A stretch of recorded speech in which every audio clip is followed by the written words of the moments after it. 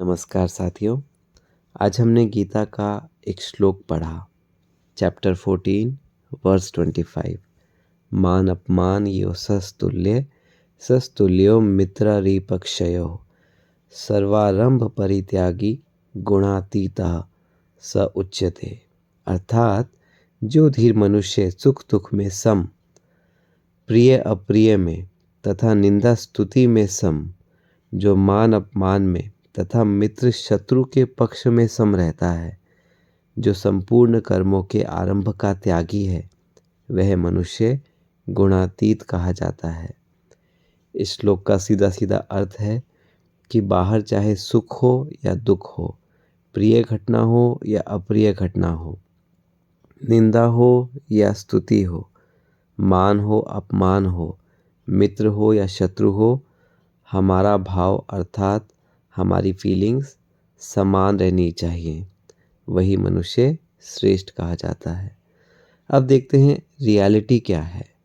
Reality में तो जब हमारे सामने कोई दुख आता है, कोई अप्रिय घटना घटती है, कोई निंदा करता है, कोई अपमान करता है, कोई शत्रु सामने होता है, तो हमारा भाव बहुत नेगेटिव हो जाता है, हमें अच्छा नहीं लगता, हमारे अंदर गुस्सा भी आता है, दुखी भी होते हैं।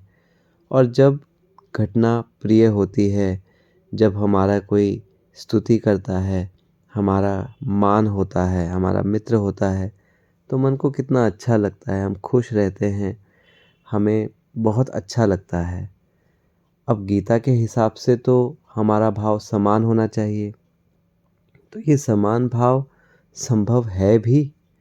देखते हैं साथियों, साइंस क्या कहता है।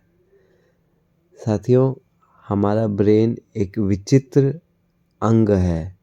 ये मास्टर ऑर्गन है जो पूरे शरीर को कंट्रोल करता है, और इस ब्रेन का भी एक ब्रेन है। हाँ साथियों, हमारे ब्रेन में एक हिस्सा होता है जिसको हम कहते हैं प्रीफ्रंटल कॉर्टेक्स। इसका नाम प्रीफ्रंटल कॉर्टेक्स इसलिए है क्योंकि ये हमारे ब्रेन के फ्रंट पार्ट में होता है, और ये पूरे ब्रेन को भी चलाता है, इसीलिए इसको ब्रेन का ऑर्केस्ट्रा भी कहते हैं।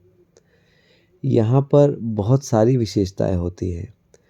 ये जो प्रीफ्रंटल कॉर्टेक्स है, ये हमारी बुद्धिमानी को दर्शाता है।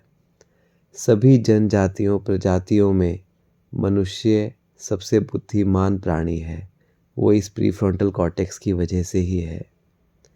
अब देखते हैं ये जो गीता का श्लोक है और इसका प्रीफ्रंटल कॉर्टेक्स से क्या रिश्ता है।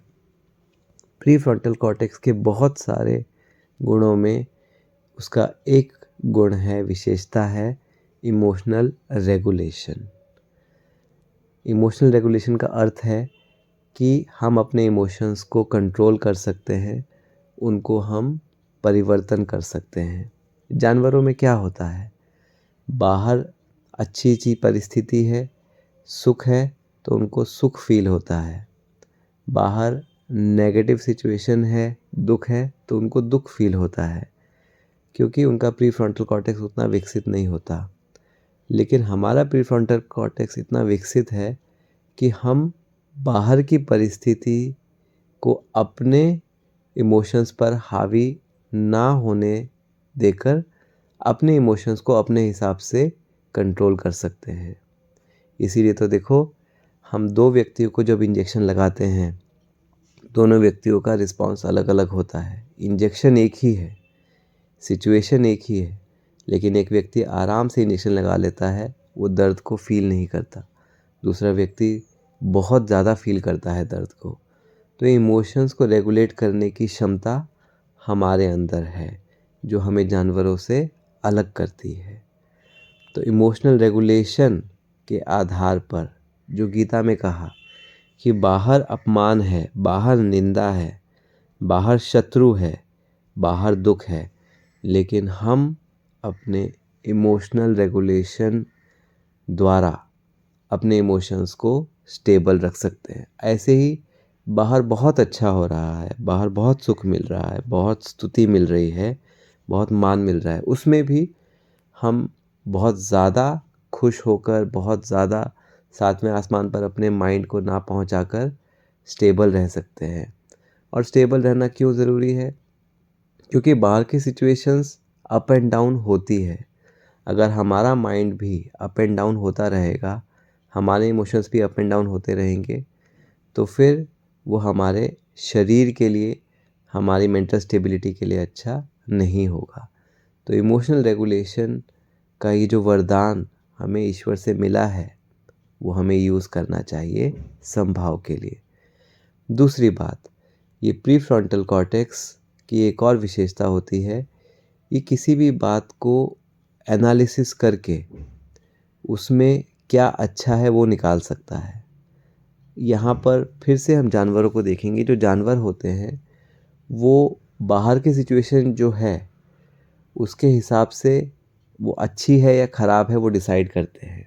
मनुष्य भी वैसे ही करते हैं, लेकिन फ़र्क क्या है, बाहर की सिचुएशन नेगेटिव है तो जानवर उसको नेगेटिव ही लेगा, बाहर की सिचुएशन पॉजिटिव है जानवर उसको पॉजिटिव लेगा। लेकिन मनुष्य के पास की विशेषता होती है कि वो बाहर की नेगेटिविटी में भी पॉजिटिव ढूंढ सके।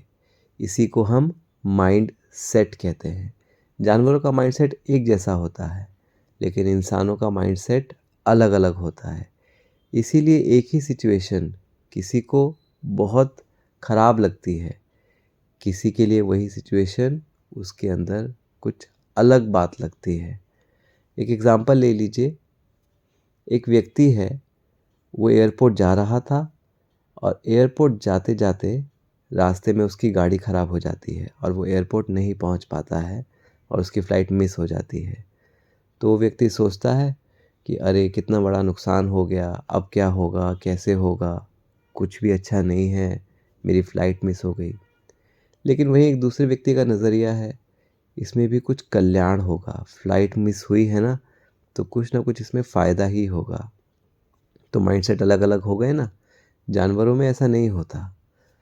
अब क्या हुआ, उसकी जो फ़्लाइट मिस हुई थी, जो फ़्लाइट आगे गई वो आगे क्रैश हो गई। तो व्यक्ति कहता है देखो, मैंने कहा था ना इसमें भी कुछ कल्याण होगा। तो एक्चुअली लाइफ में हर चीज़ में कल्याण होता ही है, लेकिन हमारा माइंडसेट वैसा होना भी चाहिए कि हम हर चीज़ में कल्याण को देखने की क्षमता रखते हों।